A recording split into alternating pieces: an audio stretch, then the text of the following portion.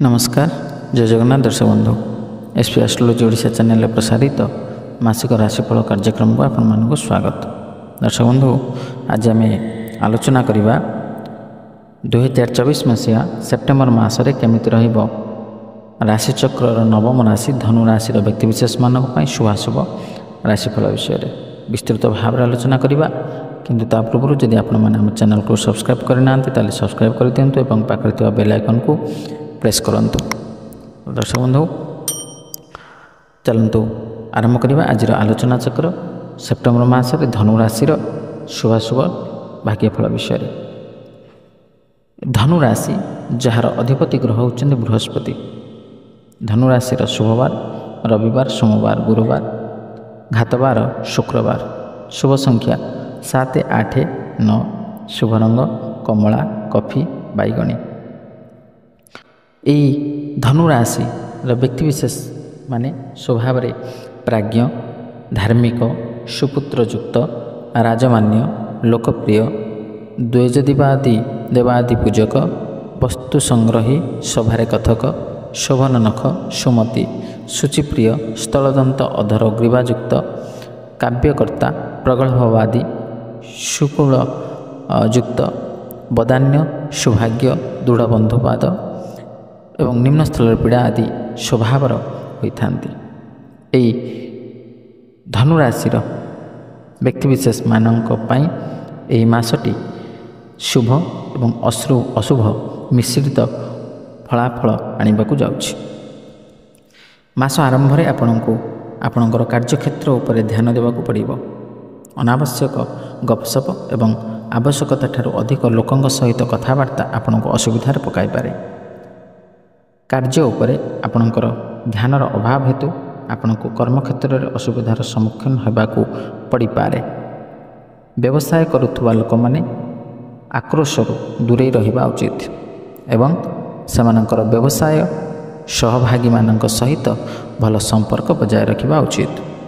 नचेत आपणक दुहिंक मध्यरे विवाद व्यवसाय उपरे नकारात्मक प्रभाव पकाई पारे। मासर आरंभ व्यावसायिक संपर्क रे समस्या आनिबो। किंतु सेप्टेम्बर 4 रु जेतेबेले सिंह राशि रे आपणकर नवम घरे बुध गोचर करिवे परिस्थिति बदलिबा आरंभ करिवो। यह मास शेष पर्यंत जारी रहिबो एवं व्यवसाय रे भल लाभर संभावना मध्य रहिबो। प्रेम संपर्क रे तीव्रता रहिबो। आपणकर संपर्क को आगकू नेबाकू आपण प्रस्तुत रहिबे। विवाहित लोकंकु किछि समस्यार सामना करिबाकू पड़िबो। पारस्परिक विवाद संभव एहाकू यथासंभव एड़ाइबाकू चेष्टा करंतु। मासटी छात्र छात्री मानक पय अनुकूल होई पारे। किंतु पाठपढ़ा क्षेत्र में अनेक प्रकार बाधा विघ्न मध्य आसिबार संभावना रही। आपनको शिक्षा रे किछि करिवार सुजोग पाइबे। पारिवारिक जीवन में उत्थान पतन हेबार संभावना अच्छी। आपण मध्य एही मासरे बहुत भ्रमण करिवार जोग मध्य सुझाउछि। स्वास्थ्य प्रति मध्य ध्यान देवा आवश्यक हेबो। अर्थनैतिक दृष्टि एही मास मिश्रित फलाफल आनिबो।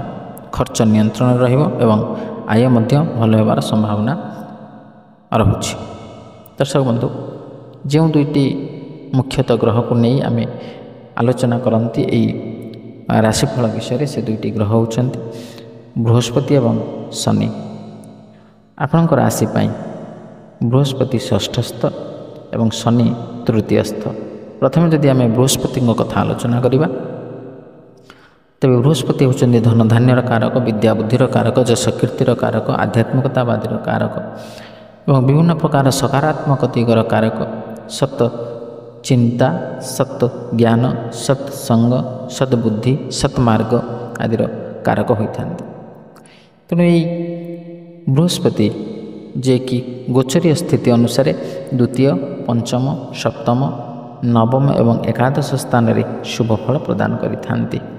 किंतु जेहेतु आपणक राशि वर्तमान बृहस्पति षष्ठस्थ तेणु षष्ठ स्थान आम मुख्यतः शत्रुर विचार करा जाए एवं विभिन्न प्रकार रिष्टर विचार मध्य कराए रोगर विचार मध्य कराए तेणु जेहेतु बृहस्पति आपणकर षष्ठ स्थान में अच्छा तेणु षष्ठ स्थान में रही बृहस्पति जी शुभफल देवा कथा ताहा आपन को प्रदान करें ना किंतु हाँ अन्य शुभ ग्रह मानकर संयुति एवं गोचरीय ग्रह स्थिति अनुसार किंचित मात्रा रे शुभफल प्रदान करि पारंती सत किंतु संपूर्ण रूप से नुह तेणु जदि आप व्यवसाय वाणिज्य करुछन्ति तेबे एतरे सामान्य रूप से सतर्कता अवलंबन करंतु आपण जदि शेयर रे करिछन्ति व्यवसाय तेले सेति मध्य आपनको सजग रहिबा को पड़िबो कारण आपणकर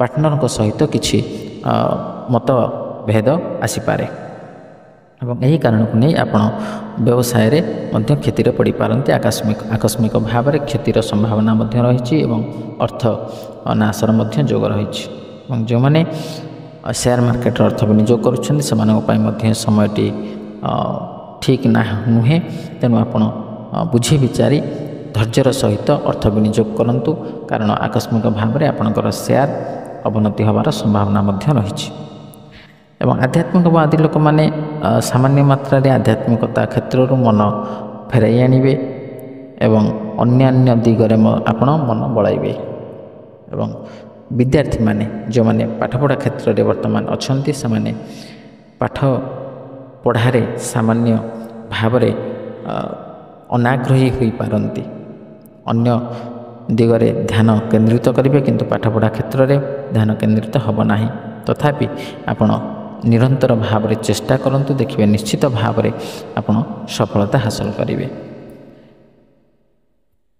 परवर्ती जदि आम शनि को कथा आलोचना करवा तेज शनि होती सत्यर देवता न्यायर देवता तेणु शनि आपण राशि तृतीयस्थ शनि गोचरीय स्थिति अनुसार 4टी स्थान में शुभफल प्रदान करते तृतीय षष्ठ दशम एवं एकादश आपणकर जेहेतु तृतीय स्थान में शनि रही तेणु आपण को कर्मक्षेत्र में भल फल प्रदान करेंगे आप कर्मक्षेत्र में जदि अच्छा कर्मक्षेत्र में कौन जॉब अच्छा तेरे आपण कार्यदक्षता को देखि आपण उच्च पदस्थ कर्मचारी मैंने आपण संतुष्ट हे सम्मानित करेंगे और आपणकर पदोन्नतिर संभावना रही है जदि आप नूतन भाव में कर्म प्राप्ति आवेदन करुँच से सफलता पाइबे।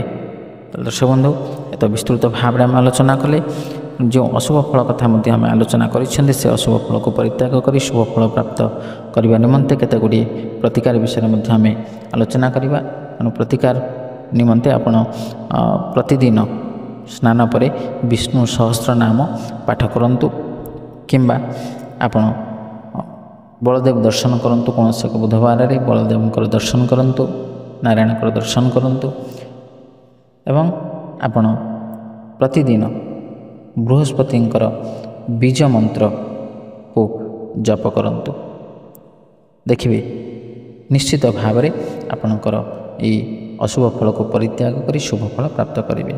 दर्शक बंधु आशा करें वीडियोटी भल लगी जदि भल लगी तेज वीडियोटी को लाइक करूँ शेयर करूँ और आपणकर सुचिंतित मतामत देवाक जमी भूलुनी। आज विदाय दिंतु रही नमस्कार जय जगन्नाथ।